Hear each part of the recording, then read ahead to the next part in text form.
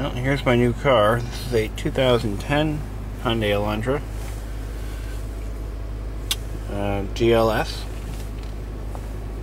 Pretty decent little car. I got rid of my 2006 Murano for this because I was sick and tired of being a slave to that damn car. Financially, that thing was so expensive to keep on the road. But this thing is going to save you a little bit of money and gas too, in addition to maintenance. I'm hoping. But here it is. I'll do some exterior shots in a little bit. I just started it up. Cold morning here in New England.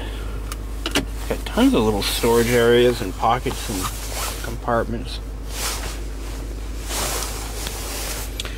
Electric trunk release. Of course, it has the usual suspects like AC and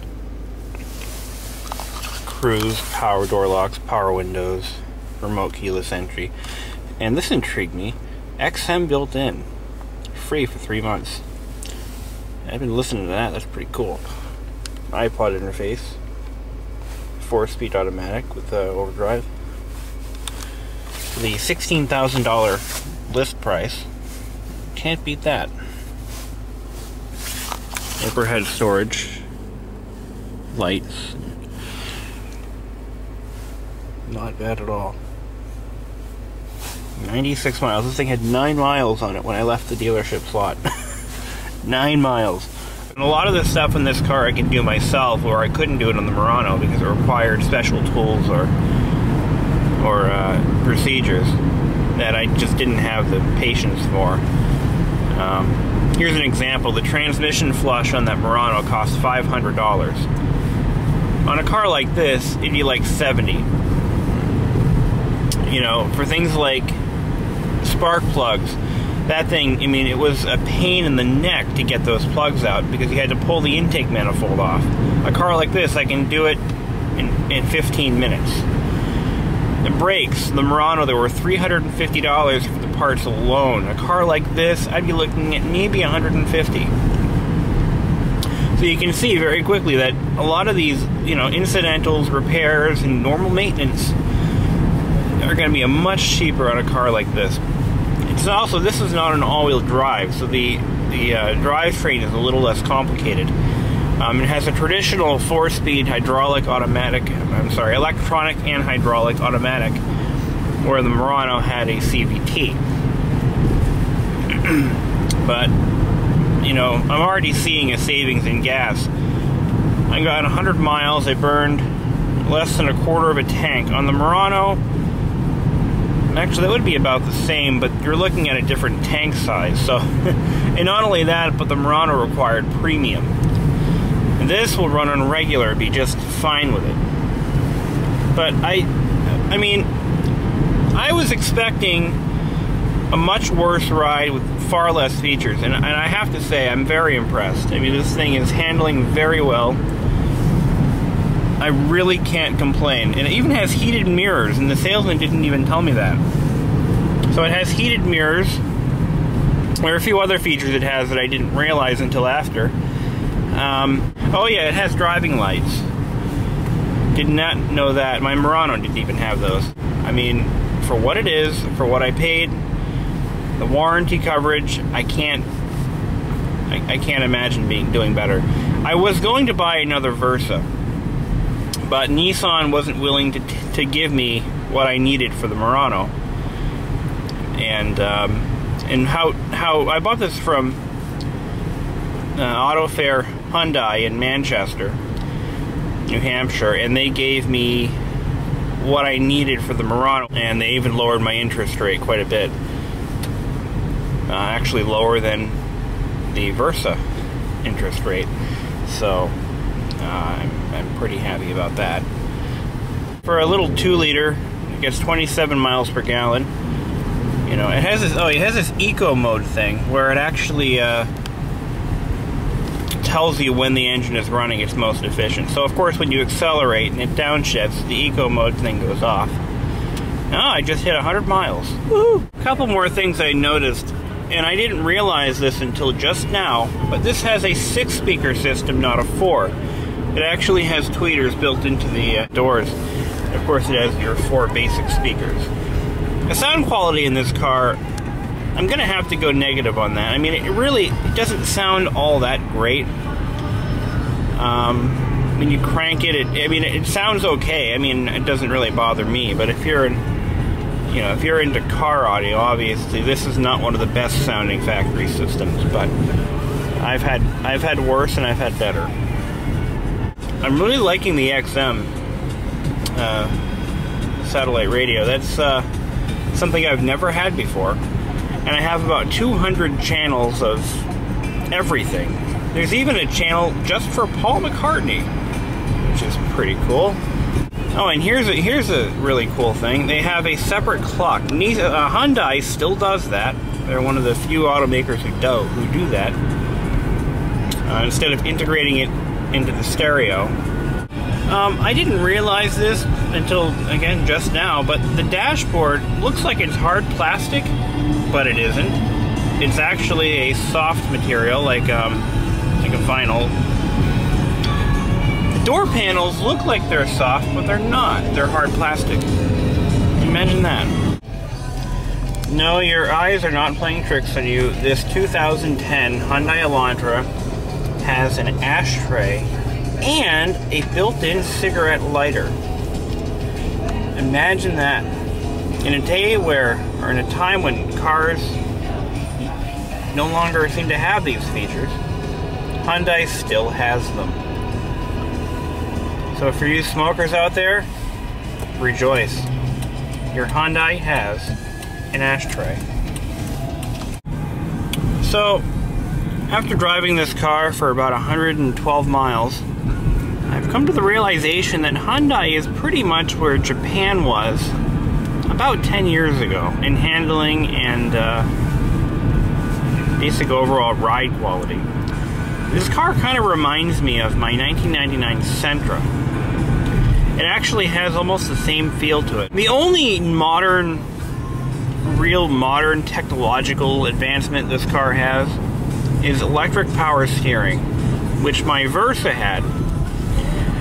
And I didn't like it on the Versa because it wasn't very powerful. But what I'm trying to get at is Hyundai did it one better. This is actually better than the 2007 Versa that I owned. The steering wheel in this car, power steering, is speed sensitive. Meaning that at low speeds or at still, when you're not moving, the steering wheel is fairly light feeling. In other words, you don't really exert much force in turning the wheel. As you speed up, it gradually shuts off the, that's the only thing I can think of, but it actually shuts off the power steering, so you get a true road-to-car feel, which I can't say for any of the other cars I've ever driven. What I like about electric power steering is this one less accessory running off the engine, and one less thing to go wrong. Because electric power steering systems are fairly foolproof. They're built well enough so that they're not going to fail. And if it ever does fail, it actually has a built-in check system, so it'll illuminate a lamp on the dashboard if it does fail. But for those of you who are sick and tired of power steering pump whine and cold starts, like my Murano sounded like shit, this thing will solve that problem, in a manner of speaking. That was one of the things that caught my attention, and the turning radius on this car is incredible. I'll have to show you, but I haven't had a vehicle that turned that well in a long time. Now, I did go with the steel wheel option because I really don't care about alloys anymore. I'm 26 and I'm not trying to impress anyone. And after all, when you buy a Hyundai, you're not really going to impress anyone. So why bother with the added expense of alloy wheels, right? I'm still very impressed with this car. I mean, I can't say enough about the way this car is built. I mean, it just feels like a quality car. And I'm going to show you something pretty cool while we're out here in we're actually in Bedford, New Hampshire. Over there will be the very first Mini dealer in New Hampshire. This is we're in Bedford, and up until now we have not had a Mini dealer in the state. This is going to be the very first one. They've been working on this project for about almost a year now. That's about when they broke ground, and they took a hiatus over the winter, but this is to be the very first Mini dealer in New Hampshire, located right in Bedford, New Hampshire. About that eco mode light and indicator, I believe that can be turned off. Actually, I know it can, but I'm not entirely sure what it changes as far as the engine performance. I drove a little bit with it off. I didn't really notice a difference. All you do is you hit the trip button until it says eco on, and then you hold it down and it says eco off. Pretty sweet. Alright, so I had burned a quarter of a tank of gas, or just actually almost a half a tank, in almost 150 miles, and it only took $15. Murano, not so much. That thing would have been like $40. 157 miles. I burned about 5.3 gallons. That's nothing to complain about. So we'll get out of the car and we'll take a good look at the styling, and I'll show the engine and everything. I'm going to have to start it for this.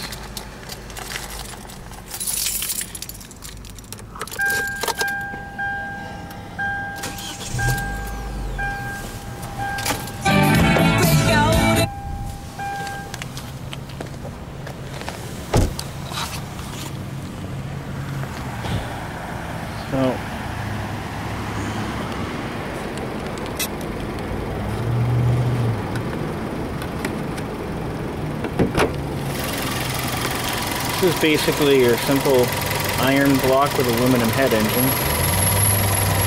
16 valve twin cam with variable valve timing on the intake side.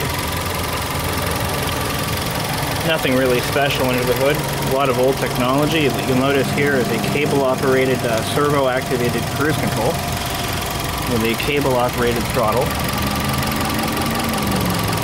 This engine is used in several Hyundai models. This is the Beta 2 engine. They use it in the several Kia models, but I know it's used in the Hyundai Tucson, Elantra, and Tiburon. There's a three-way cat down there, which is enormous.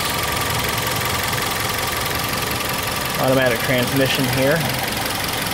Down there. There's the intake pipe. Nothing special. I mean, you get what you pay for, which isn't too bad. It has hydraulic mounts. They're not electrically activated like the Murano. Timing belt, not a chain, unfortunately.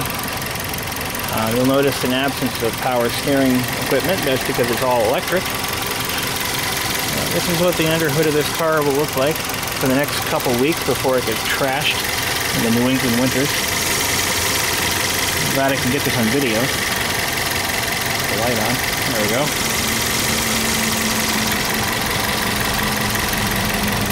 This is as nice as it'll ever be. It's kind of a depressing thought if you think about it. And this appears to be some kind of a fibrous material for the intake tube. Kind of a nice touch there. Everything clean and shiny. A lot of these parts have the Kia logo stamped on them, and that's only because, of course, Kia uses a lot of these same parts. Hyundai owns part of Kia. But it has all the basic features like coil pack ignition, distributorless. Unlike a lot of modern cars, it's not coil on plug, which makes it a little easier to service if you ask me. Still has an alloy or aluminum intake, which is something you don't see a lot of anymore. I think the 2011 model does not have, I think it has a plastic intake. I prefer aluminum myself. Styling in this car is pretty bland, nothing special. Kind of a cross between a Corolla, maybe a Ford Focus, I think. Kind of a cross there. It does have steel wheels. I don't really care for alloys anymore. I've had enough of those. They don't really last any longer. They just cost a lot more. And again, when you're buying a Hyundai, you really aren't looking to impress anyone. I love the color scheme. And it's got the factory or dealer installed pinstriping. Not too bad.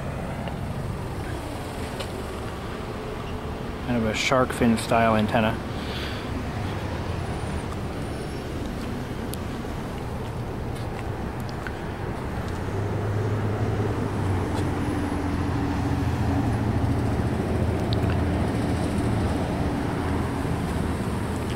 But the styling doesn't offend and it doesn't really impress. It's kind of right there in the middle. I like that.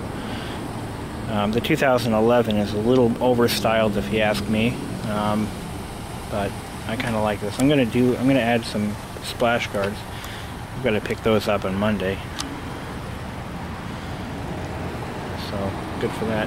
One thing I like about this car is the windshield wipers are standard, traditional, nothing special windshield wipers. Where the Murano had $70 windshield wipers. Didn't like that at all. But I'm very happy with it.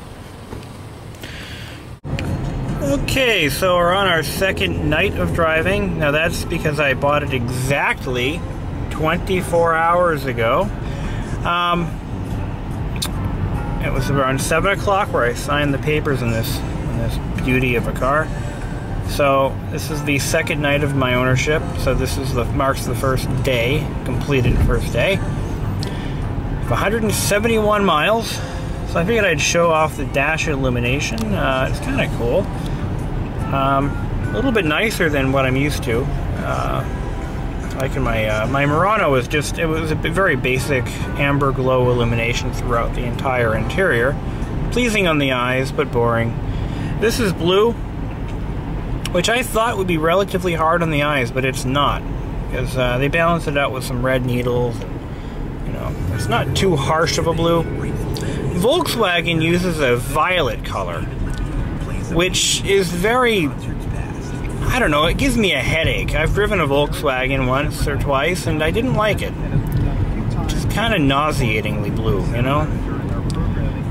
So here's the interior illumination. It's actually pretty cool. It has which is something I wouldn't expect in a car in this price range. The steering wheel cruise control indicators are illuminated, as are all the window switches and on front and rear. You can clearly see there. Plurally see. Yeah, it's very pleasing on the eyes. I like it. I didn't think I'd like it, but I do. You can see the climate control dials. Now let's talk a little bit about the climate control in this car. I'm coming from a Murano which had a fully automated climate control system with like, I don't know, 400 different options, and you could infinitely adjust the temperature independently from right to left. So the passenger could freeze while the driver bakes if you really want to. There's a nice Christmas tree, look at that. Anyway, long story short, the system was extremely complex, and which is one of the reasons I got rid of the car, because it didn't work half the time. So I now have a very basic climate control system that just plain works. If I want to freeze, I'll freeze. If I want to roast, I'll roast. If I want neither, I'll go right in the middle. The Murano, you had to set the temperature and set which vents you wanted it to come out of, and that was through a series of buttons. The buttons were down here, the display was up here. So it was kind of a disconnected feel. I didn't really like that. But what do you want for $30,000, right? This just plain works. And another thing about this car that I kind of like, but it's kind of a hindrance, I think, the climate control is not mechanically controlled. Some older versions of this car had a mechanical connection between the dial and the actual doors and flaps. This one has a more modern approach. It's all electronically servo controlled, so the dials are very light feeling. They don't feel like... Now this is actually better than the Versa. The Versa has a mechanically controlled system. So you turn, say, the temperature control dial. That in turn connects to a plastic rod, and I've actually had the thing apart before, so I know how it looks. The plastic rod is connected to a pinion gear, which slides a plastic lever, yes, plastic, in and out, which links to a cable similar to a bicycle brake cable, and that then controls the flap. This car and some newer, higher quality vehicles, the knob controls a servo, which electronically controls the position of all the flaps and doors. I like that. It just has a higher quality feel to it. It doesn't feel as much like a Fisher-Price toy like the Murano, the Versa did. Now, the automatic climate control of the Murano takes it one step further by digitizing the whole thing, which is, it's more of a hindrance than a feature, I think.